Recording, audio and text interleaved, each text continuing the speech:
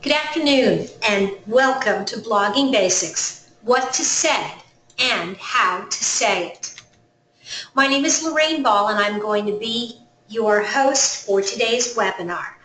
I own a company called Roundpeg and we are a content marketing and digital agency. We are also an authorized reseller and master certified solution provider for Constant Contact. A lot of the content in today's presentation is from Constant Contact. Some of it is our own. We appreciate the support of Constant Contact that allows us to offer these webinars to small business owners at no cost. We also appreciate so much of the content that they provide us that we can share their expertise with folks like you. If you are not familiar with Constant Contact, and I promise you this will be the only promotional slide in the program, but if you're not familiar with Constant Contact, it's a wonderful way to expand your marketing and the reach that you can create from your blog posts. You can bring together all of your campaigns in one place. Newsletters and announcements with links to your blog post, offers and promotions around particular products or services, conducting feedback and surveys that allow you to actually collect more information for your content, and even event registrations. And you can access all of these tools from one single dashboard. So at the end of today's program, in your follow-up email, I am going to send you a link. If you're not currently a Constant Contact user and would like a free trial, please click on the link and we'll be happy to set you up. But today, what we're going to talk about is blogging and why blogging and content and really content marketing, email, all of this is so important for small business owners. And it really boils down to this slide, this idea that at its core, marketing is about getting results. What kind of results? Well, it would be wonderful if every time you ran a marketing campaign, it led immediately to a sale. But we all know, regardless of the business that you're in, moving people from not knowing who you are to a place where they feel comfortable with you and ultimately write you a check either to buy or to make a donation to your not-for-profit is a series of steps. And your marketing, your blog posts, your email newsletters, your social media update, all of that content will help people sort of move through your sales funnel. And so creating content that encourages someone to fill out a form and download something, swing by your office, pick up a telephone, make an appointment, sign up for a demonstration or a free trial. Any of those activities move prospects through your funnel and hopefully encourage them eventually to buy. So why is content marketing so important? Why all this emphasis on blogs and emails and social media? Well, in today's very connected online world, content is currency. When you can prove to prospective customers that you are a source that they know, like, and trust, they are more likely to come back to you for information on a wide range of topics and eventually come back to you when they are ready to buy. They know that they can rely on you to answer their questions. And so, why content? The number one reason and why blogging is so important has to do with search. Content helps people find you. When I'm looking for your product or your service, will I find you? No matter what industry you're in, if I type your business in a Google search, will you come up? You're probably pretty familiar with this, and it's a typical search page And what you see is a couple of ads at the top, some ads on the side, and then some general information. Do you show up here in the organic search? This is where blog posts and content can really help. When it comes to blogging, there are 3 R's that you should pay attention to: relevancy, recency, and related links. And let's start at recency. When was your website updated last? And how often do you update it? And why does it matter? Well, Google, let's go back to that. Google and other search engines will index your website. They'll look around for new information. If they don't find it, they don't come back as often.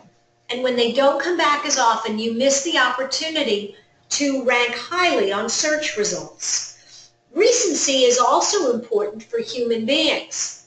If every time I come to your website, I find the same information, or if the first time I come to your website, I find one blog post written in 2011, I'm pretty convinced that you're not keeping up with the times. You're not staying on the cutting edge of your industry. And I'm also convinced there's probably someone out there who is, and someone who I'm going to be more likely to call instead of you. Relevancy is putting content on your website, in your blogs, in your email newsletters that connect to the things people are really looking for. We were working with an insurance company, and here's an example of a keyword search that we did. And what we found was that for different terms, there was a different amount of searches. So for example, auto insurance in general, pretty broad term. But for auto insurance rates, or the phrase state auto insurance companies, you notice that there's a varying amount of interest. And what this shows you is that there's no way you can put all of these phrases on your homepage. It would be completely unreadable if you tried to say, we're an auto insurance company and we offer auto insurance quotes. We have the cheapest auto insurance and the best auto insurance rates. We are a top auto insurance company. In the state of Indiana, we offer competitive auto insurance. And you can see how it starts to become very cumbersome. But there are people who are using all of those different phrases to find businesses like yours. So what do? This is where blog posts become really, really critical. Here's where you have an opportunity to write one blog post about online auto insurance, another about auto insurance rates, another on how to evaluate auto insurance quotes. And now you have information on your website that both people and search engines are going to be interested in and are going to be likely to find and come to your website and hopefully then fill out a form and do business with you. Relevancy. As you're trying to think about creating content, you have to ask yourself, does your content match specific search strengths? Auto insurance rates and auto insurance quotes, or a quote for an auto insurance rate, are similar but not exactly the same. And so Google is going to look for exactly the same search strengths. They're also going to look at how much content is on your website for a particular search strength. I'm working for someone who is a psychotherapist right now, and her entire website is 5 pages. And she wants to know why she's not showing up in Google for a particular product or service. And I said, well, you have literally 131 words on this entire website that talk about relationship counseling services. You're competing against people who have hundreds of pages of content, hundreds of blog posts and articles, Why would Google send someone to your page when they can send them to a site that is rich with information? The other thing that you want to keep in mind when you're focused on relevancy is making sure that your page titles, your tags, and your preferred keywords contain those relevant strings that you want to come up for. So you might have one page that's a blog post entitled, "How do I find the best auto insurance rates?" And you might have another one that says, "How can I evaluate 2 auto insurance quotes?" Now you've got 2 different pages with 2 different search strings. They're kind of connected, they're kind of related, but they allow you to win and show up for each of the phrases that you're trying to be relevant for. The other reason that blogging is so powerful is because it fuels both your recency and your relevancy. It is easy to update. It gives you an opportunity to vary content by page. Search engines will typically count each post as an individual page. And the bonus, you have content now to share in your email newsletters and in social media updates. And suddenly it gets a lot easier to be visible and active in a much wider community. And when it's time to do your newsletter, you're not running around trying to find new information. It's all there in your blog. I want to talk briefly on related links. 15 years ago, we were building websites that were essentially link magnets. It was all about who you were connected to and who connected to you. Google recognized that a lot of people were just building crappy websites with nothing but links, and that just paying attention to the inbound and outbound links wasn't a really good way to assess the value of the website. And so today they do not put as much emphasis on links as they used to, but they still do count. On the internet, you are still judged by the company that you keep. And good links on page help establish influence, trust, and relevance. So both inbound links, links that come to your website from a chamber of commerce, another business, another expert.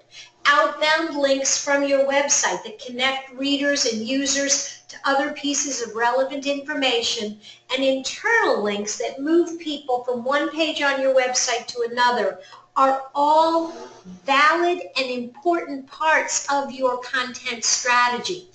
And paying attention to which of those links, both inbound and outbound, are people interested in will help you decide what content to focus on next. Okay, let's talk about creating content. Let's talk about writing those blog posts, creating information for an email newsletter. You've got all sorts of information that you can write about. And I think this is the thing that people often get hung up on.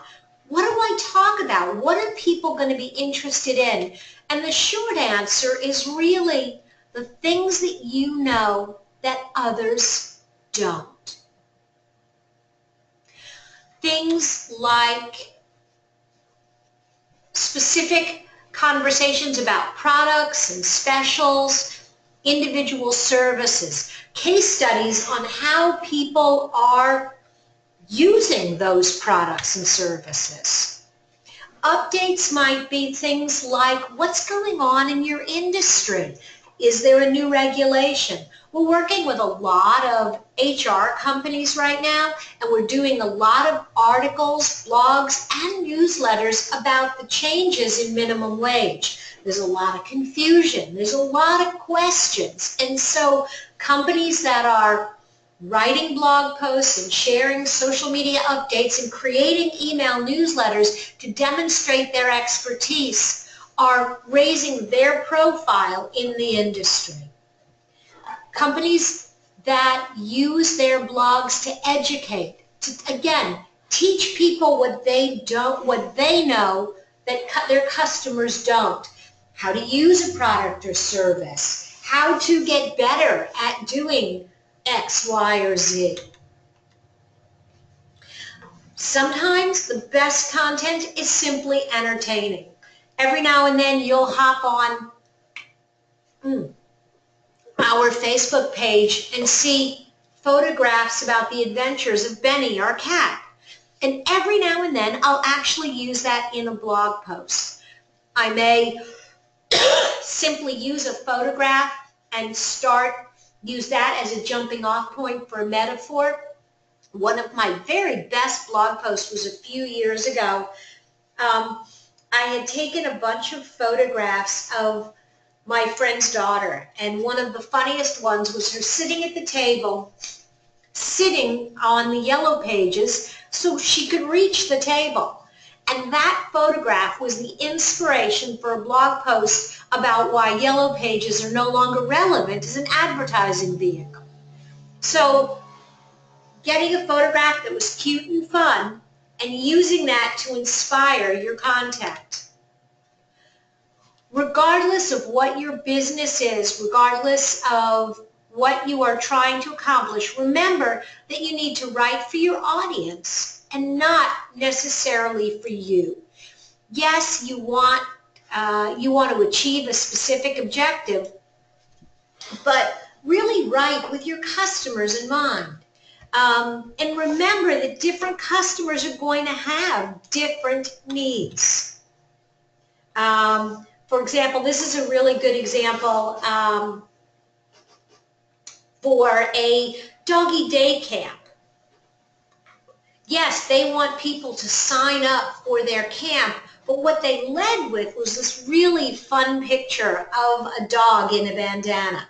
They knew that their audience was dog owners who would connect with that image. And so they led with that and then followed up with the details on the camp. Write for your audience and not for you. When it comes to email, we know that 38% of people will unsubscribe if it's boring and send it to spam if they think it's irrelevant. When it comes to your blog posts, if you don't catch my attention with a compelling headline, if you don't make me stop and go, ooh, I need to know that, I'm going to breeze right by. How much is enough? How long, how much writing do I really have to do? Because for most people, writing is not your profession. And I'm here to tell you that it doesn't have to be a lot to be very effective.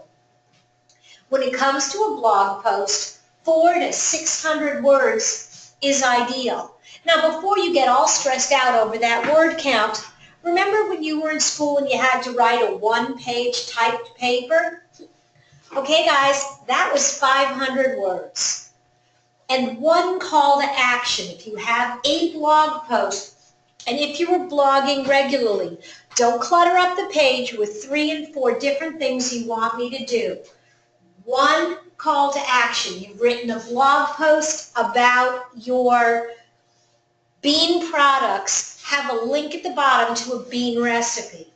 Even if you sell breads and broccoli, if this blog post is about beans, have a call to action that is specifically about beans. When you're taking that content and you're putting it in a newsletter, 250 to 400 words max. 15 to 20 lines of text is really all you need in an email, and no more than 3 pictures. In an email, you're trying to drive people to a number of different things, but even here, keep the calls to action limited. No more than 3 in a newsletter. Having a little bit of structure makes it easier to write great blog posts. So use outlines. Keep a list of topics. At Roundpeg, we've got a bulletin board with colored index cards on it where we scratch different ideas, shove them up on the board that maybe we'll come back to later, or maybe somebody else will go, ooh, I can write on that. Remember, you want to show off your expertise. So think about questions that you've asked or you've been asked recently, and answer those questions. Go through your email and look at the responses you've sent to people, or talk to your customer service department and ask them about the kind of questions that they get asked on a regular basis. If you're looking for more tips, go to the blogs.constantcontact.com. There are lots of great content ideas and design tips there. And as you're creating this, think a little bit about the voice that you want for your blog post. A lot of us, when we first start writing blog posts, tend to be a little bit formal and a little bit stuffy. That does not necessarily lend itself to quick, casual reading. And that's how most people are reading your blog posts. So in general, I would dial it down a little bit. Even if you have a fabulous vocabulary, you do not need to demonstrate that in a blog post. The New York Times and the Wall Street Journal write on a 6th grade reading level. Now, clearly, most of the people that are reading those publications have finished more than the 6th grade. So why do they focus on a 6th grade reading level? Because it's easier to read the content and absorb the meaning at a glance, which is the way the newspapers are read, if the language is a little simpler. So dial back that language just a little bit to make your content more readable. This is really a great format for a blog post or a newsletter. Big picture, something that pulls me in. The reason for a picture or a graphic at the top of your blog post is that when you share that content on social media, you got something that will visually display. For a newsletter, basically a paragraph's worth of content, your blog post is going to be a little bit longer and a single call to action. That's pretty much your format. Great picture, short article, and one thing that you want me to do. One of my favorite content planning ideas is turning questions into content. So here, and have a little bit of fun as you're writing the titles. We're going to talk a little bit more about titles in a minute. But how do I ensure my pipes won't burst this winter? Please don't title your blog post, "Ensure your pipes don't burst this winter." Keep it short. Avoid frozen pipes. Maybe have a little bit of fun and keep people guessing a little bit. Do I get to deduct mileage I drive from work to home each day? Having a blog post entitled, "No, you can't deduct that," or a subject line on an email, that's going to pique people's curiosity. They're going to wonder what you're talking about and what does that mean and what is it they can't deduct. What's a simple way to pick the right wine? Red or white? Become a wine expert in 3 easy steps. Or simply become a wine expert in 3 easy steps. I know in my heart of hearts I can't become an expert in 3 steps, but maybe I can learn something that will help me avoid buying one of those really horrible Rieslings ever again. And then, how do I get more people to show up at my events? This idea of 10 ways to sell more tickets. Numbers are kind of magic, and we're going to talk a little bit more about that. Number one, the first reason that numbers are kind of magical when it comes to writing blog posts is it gives you a little bit of structure. Oh, okay, I got to come up with 5 things to make this blog post interesting.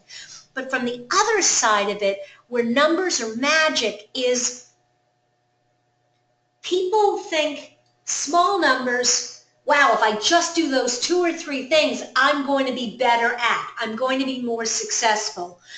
And so they'll open your blog post or open your email or read your blog post because they think, I got time for 3 things, and if I get better at it, great.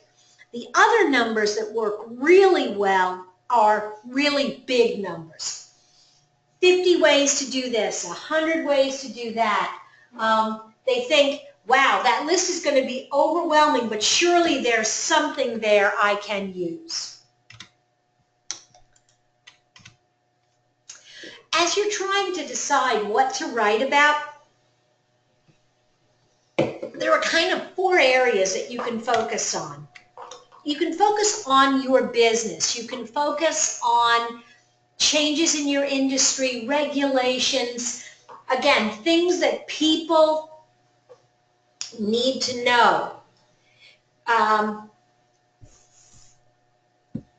In your business, you're focusing on maybe things like changes with your employees. Have you hired someone new? Have you changed a policy? Have you rolled out a new product? The environment is really, again, those regulatory issues, what's changing in the laws. When you focus on your expertise, now this is where you really get into some of those wonderful how-to kind of blog posts.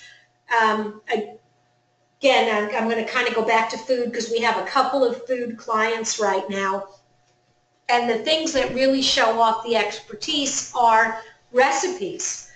And a great recipe with serving suggestions and a beautiful picture, not only does that hit the 400-word limit for a blog post, not only does putting the picture and sharing it in an email drive traffic to the website, but sharing that same content on sites like Pinterest and Yumly bring an entirely different audience in. So if you have expertise, if you're a remodeling contractor, sharing case studies on hows. If you're in an industry where there are big discussion forums and chat groups, sharing that expertise helps you get noticed and introduces you to a wider group of people. And the other thing that's really good to do are what I call theme blog posts, where you look at what's happening around a season or an event. Or, for example, we decided that June was going to be Web Update Month at Round Peg. And we had blog posts and Facebook updates all around that same theme. I want to jump over just for a minute as we're talking about blogging and specifically talk about images in your blogs and in your email. So you want to be sure that you choose the right size. You want to get big pictures, but you want to size them down to fit on your blog or your website. You do not want to upload 300 dot per inch high resolution images that will allow you to print an 8 by 10 glossy photo to your website. The images will load slowly, and when you have a large number of images like that on your website, they will eat your capacity and they will slow your load time. You will really begin to impact how well your website works. So make sure you save your pictures as lower resolution, 72 dot per inch, and usually between 750 wide and 1200 wide is about as big as you have to go. The second thing is you need to avoid copyright issues. Just because a picture is available in a Google search does not mean you can use it. I need to say that again because I have had a lot of companies that we have worked with over the years who have gotten in trouble because they found an image on a website and thought that allowed them, because it was available in a Google search, that they could use it. You can't. Many of those images are rights manage copyright protected images. And if you think that someone can't find you, think again. There's a lot of software out there that I as a photographer can use. I can upload a picture that is mine, and the site will search the internet and show me every use of that picture. And then I can go case by case to people who are using my image and require and win financial judgments. I had one client who downloaded an image. They thought it was from a site that was Creative Commons, that the image was free to use. Someone else had loaded that image up to Creative Commons who didn't have the rights to it. The photo was actually owned by an amateur photographer who also happened to be a lawyer, who sued and won for $1,500. Another client used an image she thought was okay. It actually was owned by National Geographic, and her penalty was quite substantial. So either use photographs that you own, that you personally have taken, or you have hired a professional photographer to take, or that you have acquired from an authorized stock photography library. You can buy images, or you can, there are some inexpensive and there are some free sites like Big Stock, Stock Vault, and freeimages.com. Some of these websites require that you give credit. If you use the photo, you simply have to include in the footnote that the picture was provided by. Grabbing an image off a website and simply linking back to it and saying, hey, this is where I got this image, is not enough. But if it's one of these free sites, that will be okay. So, pictures are great. They add a lot of value to your blog post. Make sure you have the rights to use them.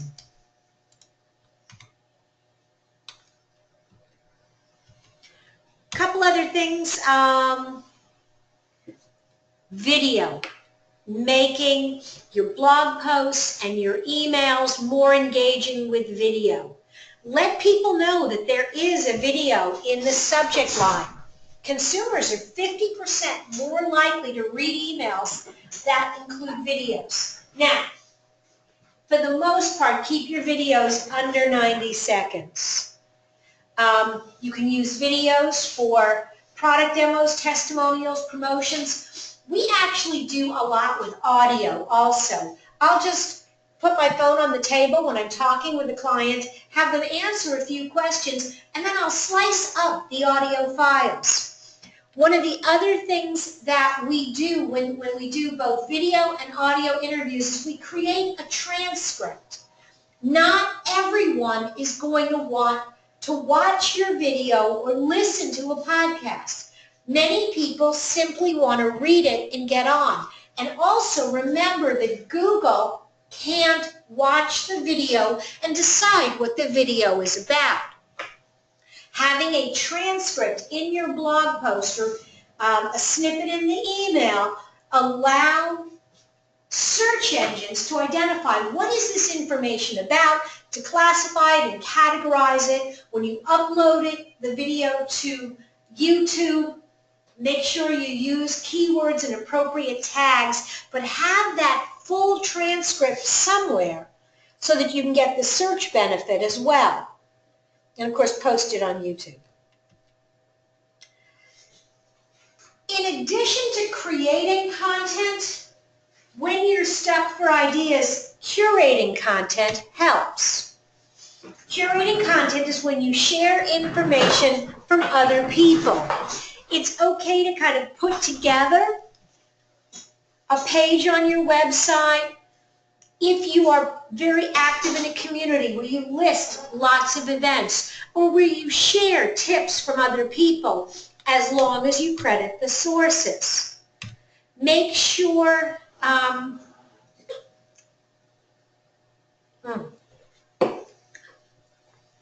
where do you find some of these different articles? Check the news, read blogs, social media. I really like Google Alerts. if I'm looking for more information about a particular topic, I can set up a Google alert and get an email when other people are publishing content on that topic. And I can collect information from 2 or 3 sources and put it together. Now, here's the thing. If all you're doing is assembling this curated content with no information of your own, it kind of begs the question, why should I read from you? So part of this curating process is also adding a little bit of commentary and ideas of your own. And always, always, always make sure that you give credit to the original source. You can share content that is created by others. And this is a really fun approach. Run a contest and encourage employees or customers to share their experiences. If you're a not-for-profit organization, encourage volunteers to share pictures and stories and compile their responses into a blog post. There are 2 other kinds of curating ideas. The first is something called the roundup. If you've been blogging for a long time, there's 2 kinds of roundups. This first roundup, and this is an example here, what I did was I went to everyone on our team and I asked them what they were reading, and had pulled together a series of different ideas or a series of different things that we thought people should read. These were different blogs that we were reading. And there were things that were both internal and external links. So we linked to other articles on our own site, and we linked to articles inside other people's blogs. The advantage with internal links was it allowed us to direct people to other places on our website that had relevant content. And the external links actually were twofold. On the one hand, it certainly gave a little bit of traffic to these other sites that we respected, but the way that WordPress worked, it also let the authors of these blogs know that they were featured in our site. They were more likely to drop by, comment, and share this blog post with their readers. It gave us a way to introduce who we were to other people. Another way to do the roundup is something called the group post. And this is exceptionally powerful for social media reach. In this instance, what we did is we went and asked a question on on Twitter, and got responses from a number of different people. I built the post with a photograph of each person and a link to their website. I included their answer and then some commentary of my own. This was, again, it's a great way to get the trackbacks, let other people help share your information, and it also made writing this post really easy. They basically built my outline, and I just filled in the blanks in between. This can work on a wide variety of topics. You can interview 5 employees about their favorite color carpet if you sell carpeting. You can interview 5 chefs on their best bean recipe. You can interview people on anything, and the question and the answer can be really short. You'd be amazed at how easy it is to fill in the blanks on this kind of curated content. No matter how good your writing is, no matter how interesting your blog post or your newsletter, if you don't have a good headline or subject line, no one will read it. couple of things to kind of keep in mind.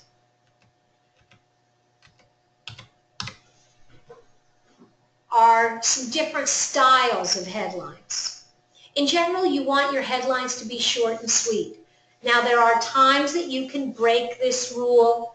One of my favorite headlines was written by David Ogilvy talking about a car, and he talks about the only sound that you hear, and the headline on the ad was probably 12 or 13 words. I would never do that today, but it really pulled you in. That's the exception. For most of us, short headlines are going to work better. You can be entertaining. You can warn people and frighten them into reading, inform them, ask a question. Have you ever done this? Well, yeah, I have. So what? And now I'm going to read your blog post. That hint of mystery, I really don't know what it's about, but you've piqued my curiosity. Maybe you've created a sense of urgency, made them think, or used one of many literary techniques. This is one of my favorite headlines of all time. Headless Body found in topless bar. This actually was a headline from a newspaper article. I think it's the New York Post or the Daily News from New York. And it really was about a headless body. Someone was, this is going to sound horrible, decapitated, and they found him in a topless bar. This headline stops traffic. You have no idea what it's about, but you're going to read it to find out. I actually used this headline as an introduction to a blog post I was writing about compelling headlines and got terrific results. People were curious. You can improve almost any subject line or blog post title with what's called top appeal. Again, I kind of mentioned it earlier, this idea that numbers somehow suck us in. Top 3 reasons, 5 priorities, 7 concerns. Avoid these top 10 mistakes. Basically, a number and something is going to be more compelling than a general important investment priorities. 5 investment priorities. The 5 most important. This idea, best dressed, worst dressed, smartest, youngest. Why do you think the Sexiest Man Alive publication, well, okay, maybe it's the pictures as well, but it's that idea that these are the ones that I can't miss if I just know these things. So these kind of subject lines are very compelling. You can adapt any subject line by taking a quick trip back to high school English. The first technique is this onomatopoeia. It is using words that have a sound associated with them. Crash, boom, ping, snap, crackle, pop. You see the word, but you hear the sound. Splish, splash. Oh, the prices we've slashed. You can almost feel the water on your face and the sound as you read it. Cha-ching! I don't really know what we're cha-chinging about, but I know that I'm hearing a cash register ring and there's money or savings involved. The second strategy that works really well are what are called allusions. And this is not to be confused with illusions. But when you allude to something, you are referring back to something that people will recognize or remember. And allusions typically work best when they are focused on a specific group with a specific memory. So for example, who let the dogs out? I can hear the band singing the who let the dogs out. But if you don't know that song, this illusion doesn't work. The other one, Fido's got 99 problems, but fleas ain't one. This, I think, is better because even if you're not familiar with that, it still kind of catches your attention. For a number of years, Wendy's used a woman by the name of Clara Peller in their commercials. And she was this little old lady, and she'd look at this tiny little hamburger, and she would say, "Where's the beef?" Well, actually, she would bellow that. And so for a lot of years, a lot of companies could allude back to that with where's the info, where's the substance. They could simply say, "Where's the beef?" when they were kind of saying, there's no content, there's no substance here. But then one day, and it kind of, I don't know, happened slowly, an entire generation grew up who had never seen Clara Peller. And so when you say to them, "Where's the beef?" they don't really have that same memory. So if you're going to use illusions, if you're going to try to connect to socially relevant content, make sure that your audience is going to recognize the reference. Alliteration, this is simply using, it's kind of like creating your own tongue twisters. Hard to do out loud, but works really well when you see it in print. Make mom's morning miraculous. Kind of roll off the M's. We do a lot of cookbooks that are winter warmers or savory seasonal soups. Again, that same letter over and over in the title kind of catches your attention. Cards, candy, and one cozy couch.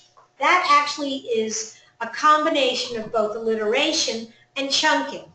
In chunking, what you're doing is putting together things that may or may not fit together, well, actually, that do fit together to create one idea.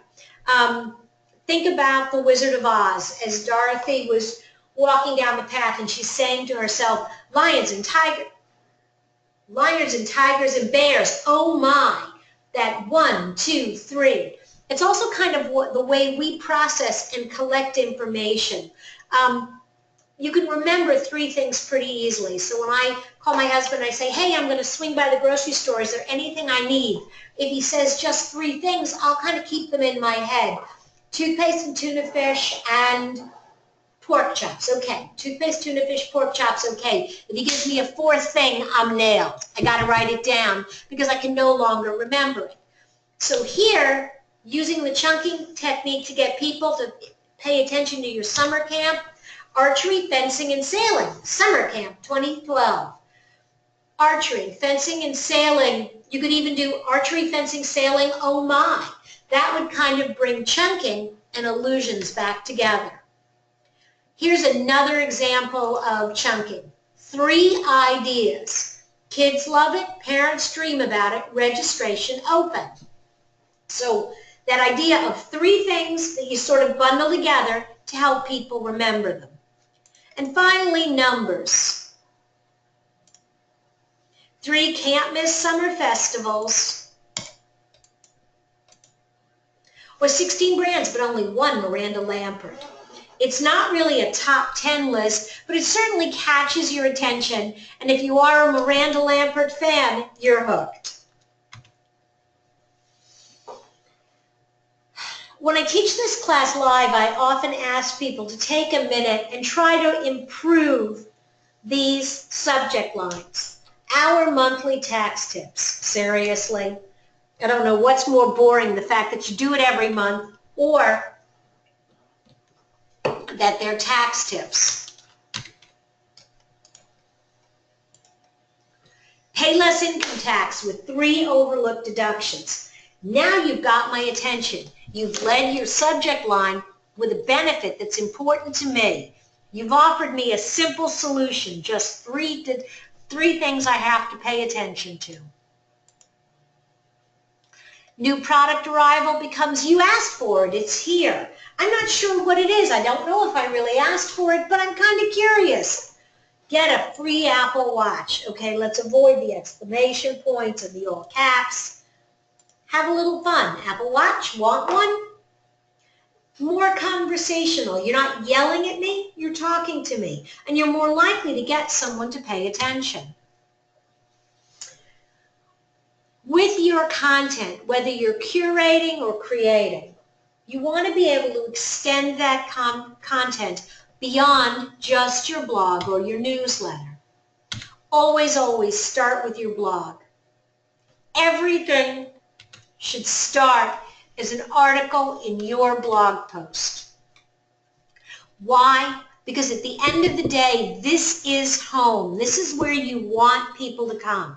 You may have a community on social media. You may have people who subscribe to your newsletter.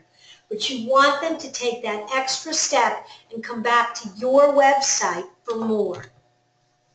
So you've got to share it. You've got to use your email newsletter to reach a wider audience. Well, but I posted it on my blog. Why would I put it in my newsletter? Well, if you're like most companies, the people that visit your website every day or every week is a significantly smaller number than the total number of people on your mailing list. For example, for us, we might have 500 people that come to our blog on any given day and 5,000 people on our email newsletter. So you're going to bet we're going to reshare that content. Post it on social media and take advantage of social sharing tools in your newsletters and at the footer of your blog. Reach your customers where they are and bring them back to your website. Here's an example of a blog post from the Grafton Inn. See where they took that nice picture and shared it on Facebook, created maybe a photo share on Instagram, and also this same content can live in an email. Expand your reach with social share tools. This is one of the ones that I love in Constant Contact. You're probably familiar with the social share buttons that exist on the bottom in the footer of your website after every blog post. This works the same way. Once I create a newsletter, I can actually decide what I want to say and push that email newsletter to Facebook, Twitter, LinkedIn, to multiple Facebook pages. I identify the content, I go ahead and type it, and here's what it will look like on Facebook. So you can take information that you've created in one place and allow it to live somewhere else as well. What's next? Remember that you're writing for your audience, not for you. Use links, keep it relevant, short, and focused, and use analytics to measure what works best. See who opened your email, when, and what they clicked. Look at traffic to your website. Look at your most popular blog posts and the content that people were most interested in. And if you're interested in learning more, you can check out our blog. If you'd like a free trial of Constant Contact, we're happy to send that to you. And you can certainly find more content on the Constant Contact blog in their marketing resource library. If you have questions, please feel free. I'll open up the floor.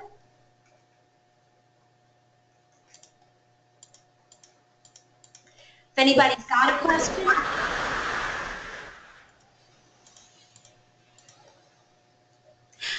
If you think of others after today, please go ahead and reach out. I'm going to send you a follow-up email. There'll be a link to this recording as well as a follow-up white paper that will help you with your content planning. Also, be sure to mark your calendar for other programs we have coming up. Thanks again for joining us today. We look forward to having you in one of our future webinars.